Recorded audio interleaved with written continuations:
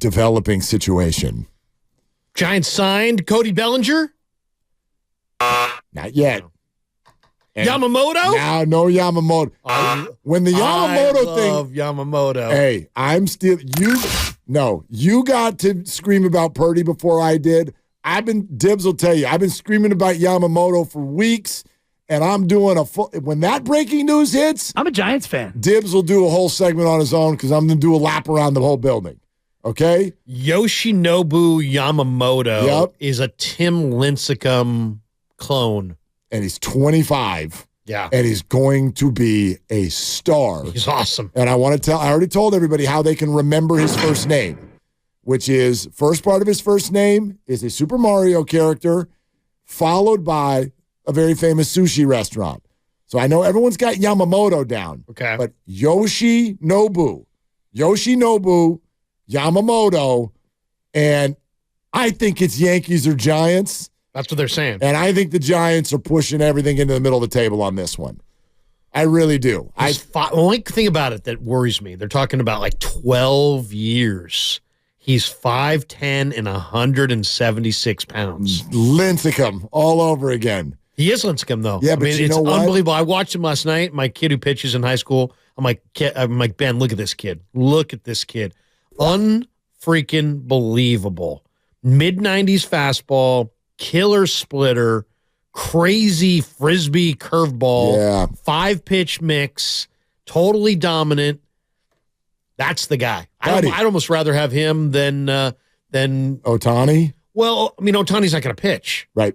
For at least a year. Which I think changes things. I really do. I'd rather have Yamamoto than fill in the blanks. Yeah. Jordan Montgomery, Aaron Nola. Oh, by far and away. All these other, Sonny Gray, all these other guys. Absolutely, he's the best. Give me the pitcher. Yamamoto every day, all day. And I don't care if the last 5 years of his deal stink. Buddy, we're not in that spot. You got to give this fan base something now. Especially if the Dodgers. You got to do it. Well, there's a lot of talk saying the Dodgers are going to get Ohtani. Yeah. So if you could have Yamamoto, and he would be the ace. He'd make Webb the number 2, I think. I don't call him 1, call him 2. I don't care. They're both fantastic. Yeah. Webb is a finalist for Cy Young. I don't think he's going to get it, but that's an honor in and of itself. But anyway, check this out. This is a developing situation, courtesy of our good friend John Shea over there at the Chronicle, who's at the GM meetings. That's right. GM meetings going on right now in Arizona. GM meetings are underway. A trade could happen at any moment. And by the way, there will be an outfield trade now that Conforto has opted in. They're not bringing those. The outfield cannot come back like that. But anyway, I digress. John spoke to agent Joel Wolf, who represents Brandon Crawford. Okay. And the story states that Brandon Crawford is hoping to play baseball in 2024. So he is not looking to retire. Quote, Brandon has been getting interest from clubs. Now, he says he's been with the Giants his whole life. So it's hard for him to imagine life anywhere else. But he's listening.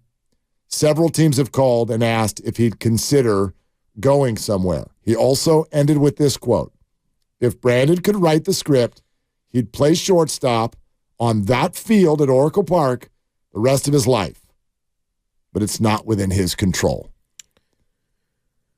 Well, I mean, this is kind of a weird one. I mean, it's like, okay, so he hit 194 this last year.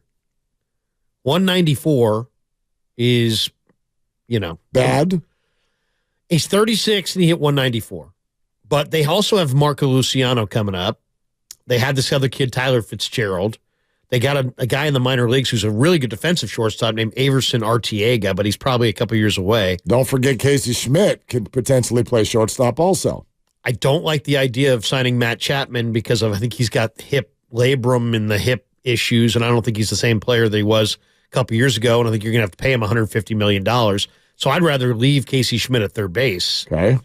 J.D. Davis still in the club, too. You got J.D. Davis. So, I mean, why does Crawford have to leave? Why couldn't they just bring Crawford back and let him share shortstop with Luciano? I don't think it fits. I think that they want. Why? Because of all the names that you just mentioned. I think that they are. Farhan has said it a number of times. They want to get younger and more athletic up the middle of the diamond. And so that's going to mean Patrick Bailey now has catcher. Go get Cody Bellinger, put him in center field. I think that's exactly one of the things they're going to try to do. And you have Luciano. And they're going to be younger up the middle of the infield, too. I don't think they want 36, 37 years old up the middle. Look. That's fine. But I mean, Crawford is a Giants, and you're going to have somebody besides Luciano.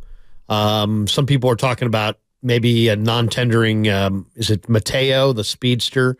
Maybe putting him as a part-time shortstop. I don't know, but I mean, would be. And Estrada can play over there, too, in a pinch. They move things around. You know how it is. Yeah. It's positionless baseball now. I'd like to see Crawford back. I would. I'd rather see him back and just because you don't know what Luciano's, if he's ready yet. And Luciano's a right-handed hitter with tons of bat speed, tons of talent.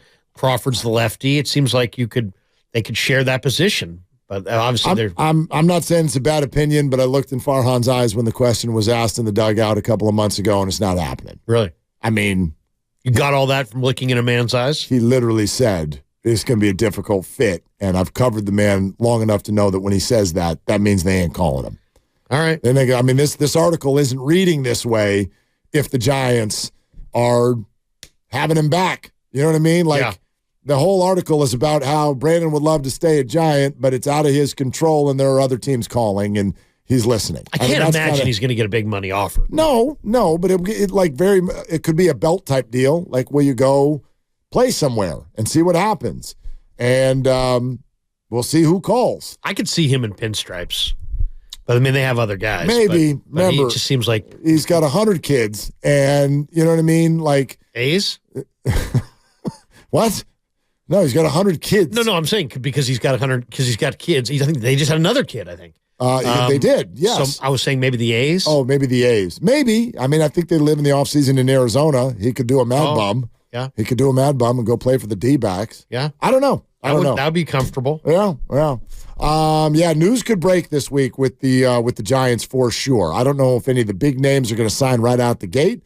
But they could sign right now, today, today. Yeah, literally today. And Farhan went into the GM meeting saying, look for trades. We're going to explore the trade market because, Mike Trout? Well, when Conforto opts in, you've got 5 outfielders on the roster, but they're not bringing that group back.